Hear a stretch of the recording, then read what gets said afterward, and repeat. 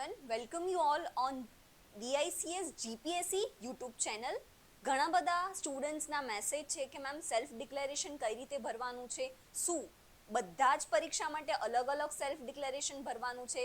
કેમ કે અત્યારે જે 7મી તારીખે પરીક્ષા છે એ કોમન એક્ઝામ છે. કોના માટે? ક્લાસ 1-2 માટે,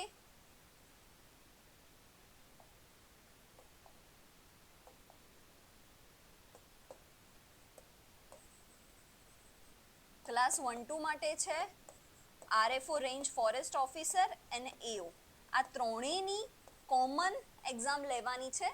સો ઘણા બધા ડાઉટ્સ છે કે એડમિટ કાર્ડ બધાના અલગ અલગ આવશે, તો બધા જ ડાઉટ આપણે આ વિડીયોમાં સોલ્વ કરી દઈએ. ઘણું કન્ફ્યુઝન છે કે સેલ્ફ ડિક્લેરેશન અહીંયાથી ભરવાનું છે, તો અહીંયા આગળ તો કોઈ આપણી ક્લાસ 1-2ની એક્ઝામનું આવતું જ નથી જીપીએસસીમાં. તો ના, આ અહીંયાથી આપણે સેલ્ફ ડિક્લેરેશન નથી ભરવાનું. એ મોટો કોમન ડાઉટ છે, કેમ કે અહીંયા જ્યારે તમે સિલેક્ટ કરશો ને ત્યારે વેટરનરી વાળી બતાવી રહી છે, ક્લાસ 1-2 RFO કે AO વાળી પરીક્ષા નથી બતાવી રહી. સો આ વાળા સ્ટેપથી આપણું સેલ્ફ ડિક્લેરેશન કે એડમિટ કાર્ડ ડાઉનલોડ નહીં થાય. એના માટે આપણે છે ને વેબસાઇટ ઉપર ઓજસ ઉપર જઈશું, તો અહીંયા કોલ લેટર ફોર્મમાં ક્લિક કરવાનું છે ને ત્યાં પ્રિલિમ એક્ઝામનો ઓપ્શન આવશે, એ સિલેક્ટ કરશો.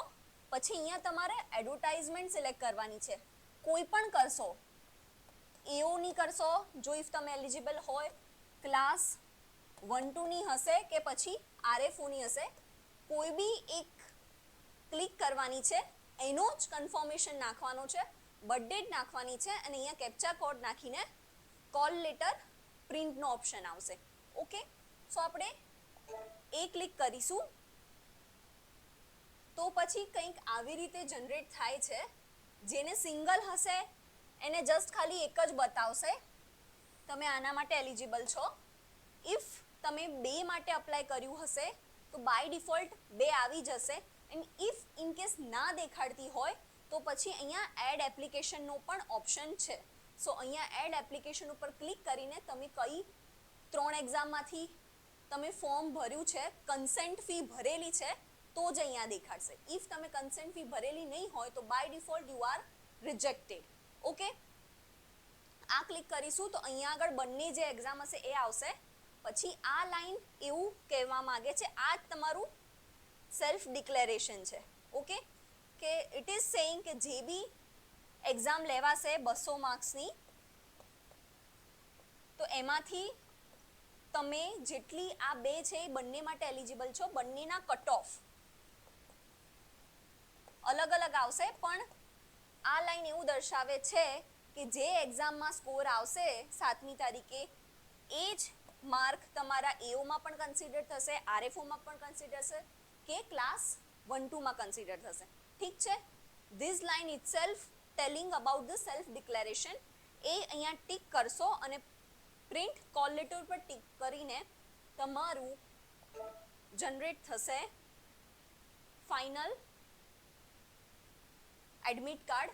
એમાં પણ અહીંયા બાય ડિફોલ્ટ બંને લખેલી હશે કે જે તમારી એક્ઝામમાં આપવાનું છે, ધીસ લાસ્ટ 2 લાઈન. એન્ડ એવું નથી કે તમે RFO થી કન્ફર્મેશન સ્ટાર્ટ કરશો અહીંયા આગળ તો એનું અહીંયા એડ્રેસ અલગ આવશે. નો, અહીંયા આગળ તમે કોઈ બી સિલેક્ટ કરશો, RFO, AO કે ક્લાસ 1-2, એ બધાના એડમિટ કાર્ડમાં એડ્રેસ સેમ જ આવશે અને એડમિટ કાર્ડ સેમ જ બધાનું ત્રણેયનું આવી રહ્યું છે. સો આ જ તમારું સેલ્ફ ડિક્લેરેશન વાળો સ્ટેપ છે. આ સ્ટાર્ટિંગમાં જે હોમ પેજ ઉપર બતાવી રહ્યું છે એ સ્ટેપ હાલ કંઈ જ કરવાનો નથી.